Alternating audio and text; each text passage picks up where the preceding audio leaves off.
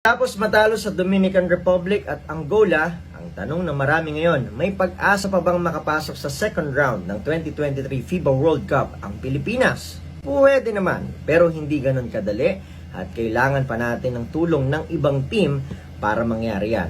May mga kailangan mangyari para makapasok sa second round ang Team Pilipinas. Una, kailangan magkaroon ng three-way tie sa pagitan ng Angola, Italy at Philippines. Kailangan natin ng tulong ng Dominican Republic bukas. Kailangan nilang matalo ang Angola para maging 1-2 ang kanilang standing. At syempre, we have to do our part.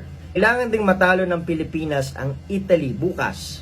Hindi lang basta manalo, kundi kailangan nating manalo ng 13 points pataas para tayo ang maging pasok sa second round. Kung susundin kasi ang FIBA tie-breaking rule sa pamamagitan ng point differences, medyo olats ang Pilipinas sa quotient or doon sa point differences. Sa ngayon, ang Italy ay may plus 14 matapos manalo laban sa Angola 81-67. Ang Angola naman ngayon ay nasa minus 4 matapos matalo ng 14 points sa Italy at manalo ng 10 points sa Pilipinas.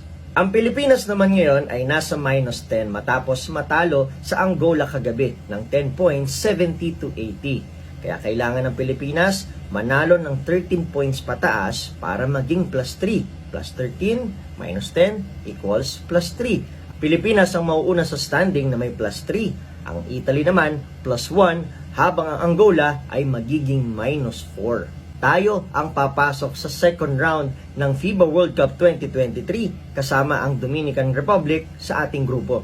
Kaya ba?